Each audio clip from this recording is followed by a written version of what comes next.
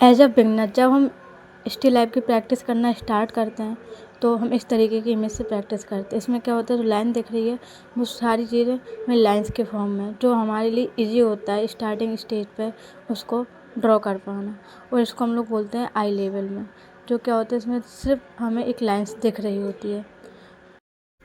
तो हमें स्केचिंग करते टाइम कौन सी पेंसिल का यूज करना चाहिए, वैसे आप कोई भी पेंसिल का यूज कर सकते हैं, बट आपको डार्क पेंसिल का यूज करेंगे वो ज़्यादा बेटर होगा। क्यों? क्योंकि आप उससे ज़्यादा डार्क भी दे सकते हैं और चाहे इतना उससे लाइट दे सकते हैं। और जो पेंसिल है वो काफ़ी अच्छे से शार्प होनी चाहिए। दूसरा आता है, आप कोई भी स्केचिंग करें, स्टिल लाइफ ड्रॉ करें, उससे क्या करना है, आपको बाद में एक्सरसाइज करनी है। इस तरीके से आपको लाइंस के फॉर्म में इस तरीके की प्रैक्टिस करनी है कि आपकी जो लाइंस हैं वो क्या है, आप कोशिश करें स्ट्रेट जाएं और वो एक दूसरे के समान दूरी पर हैं। आप इस तरीके सर्कल की प्रैक्टिस कर सकते हैं, छोटा बड़ा सर्कल, और कर्व हो गए, सी कर्व हो गया, एस कर्व हो गया, और ये पॉइंटेड 2 पॉइंट देके एक दूसरे को कनेक्ट कर सकते हैं। और इसको आपको स्पीड में करना है और इसको हर एक डायरेक्शन में आपको करना है। इससे क्या होता है, आपकी लाइन की क्वालिटी बहुत ज़्यादा इम्प्रूव होती है। दूसरा, आपका जो पेंसिल पे कंट्रोल है वो काफ़ी ज़्यादा अच्छे से आ जाता है, जिससे कि आप जब भी कोई भी चीज़ ड्रॉ करते हैं वो काफ़ी ज़्यादा अच्छा दिख रहा होता है। एक एनर्जी में, एक फ्लो में वो ड्रॉ होता है। अब हम जो स्टिल लाइफ जो आपको रेफरेंस में दिखाई थी, उसमें सबसे बड़ा पार्ट है जो जाके उसको हम लोग ड्रॉ करेंगे। और उसमें आपने देखा होगा सिर्फ लाइंस के फॉर्म में है, और हमें सिर्फ कोई एकदम से धीरे धीरे रुक के नहीं ड्रॉ करना है। आपको एक स्ट्रेट लाइन खींचनी है। पहले एक हवा में आप पेंसिल चलाएंगे, फिर आपको लगेगा कि आपकी पेंसिल सही चल रही है, फिर उसको आप डार्क कर देंगे। पहले स्टार्टिंग स्टेज में डार्क नहीं करना है, और जो भी लाइन आप खींचें वो आपको एक साथ ही खींचनी है, रुक रुक के नहीं खींचनी है। और आपको सिर्फ लाइंस के फॉर्म में ही इसको खींचना है, ना कि आपको कर्व देना है। और आप इसको ओवरऑल जो ड्राइंग है वो आपको देखनी है, ना कि उसका हैंडल देखना या फिर वो किस तरीके से दिख रहा है। आपको जो देखना है वो पूरी ड्राइंग एक साथ देखनी है।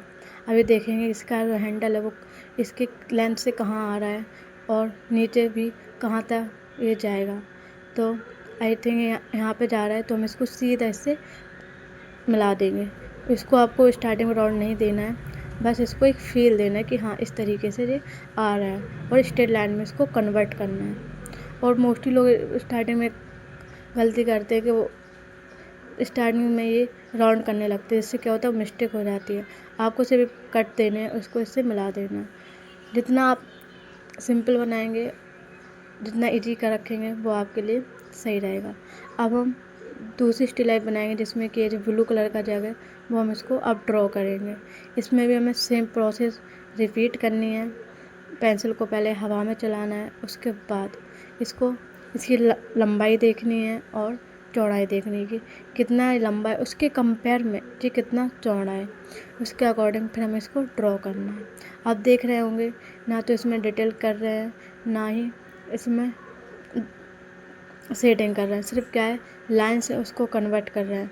और जो बॉक्स कितनी दूरी पे है, इस तरीके से इस एंगल में है, तो हमें एंगल का भी ध्यान रखना है, प्रोपोर्शन का भी ध्यान रखना है, और डिटेल को इग्नोर करना है। इन चीज़ों का ध्यान रखते हुए हमें अपनी स्टिल लाइफ को कंप्लीट करना है। स्टिल लाइफ हमें क्यों करनी चाहिए एज अ बिगनर, वो हमारे लिए काफ़ी ईजी रहता है और हमको चीज़ों को समझने में आसान रहता है, और हम उस पर अपने पेंसिल पे भी कंट्रोल ला सकते हैं, और हमारे प्रोपोर्शन भी काफ़ी सही रहते हैं।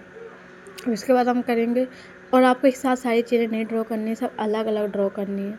एक साथ में आप पहले स्टार्टिंग में कंफ्यूज हो जाएंगे, इसलिए आपको अलग अलग चीज़ों को ड्रॉ करना है। जैसे एक कप है तो सिर्फ कप को अलग ड्रॉ करेंगे, अब इसकी लंबाई देखेंगे कितनी है, फिर इसकी चौड़ाई देखेंगे। अब इसमें नीचे से हमको कर्व नहीं देना है, सिर्फ लाइंस में कन्वर्ट करना है कि जिसका नीचे का जो पार्ट है वो इस तरीके से है। ऐसे ही आपको यहाँ पे जो उसकी दिख रही है, तो इस यहाँ से इतनी दूरी पर, तो उसको वहाँ से हम लोग ड्रॉ करेंगे।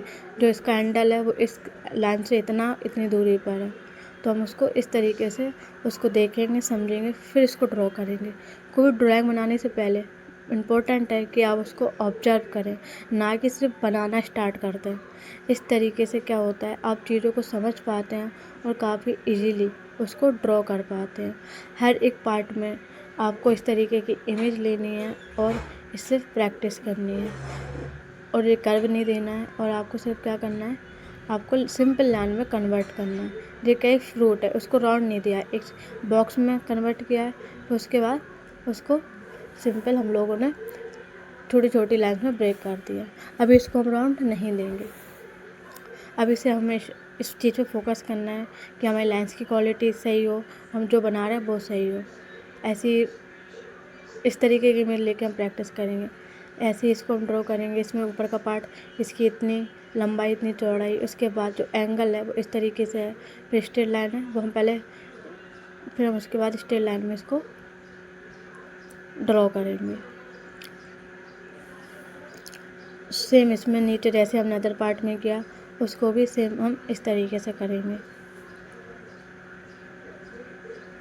तो बस हमें ये देखना है कि जो हम चीज़ बना रहे हैं वो सिंपल लाइन में हम कन्वर्ट कर पा रहे हैं और उसको लाइन्स की क्वालिटी सही हो रही है, जो एंगल है वो हमारा सही होना चाहिए और जो हमारी प्रोपोर्शन है वो सही होनी चाहिए।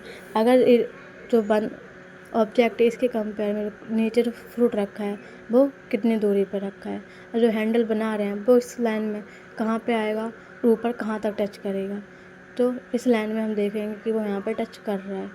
इस तरीके से हमें हर ड्राइंग को पहले इमेज लेनी होती है, फिर उसको ऑब्जर्व करना होता है, फिर सिंपल लाइन में कन्वर्ट करके उसको ड्रॉ करना होता है।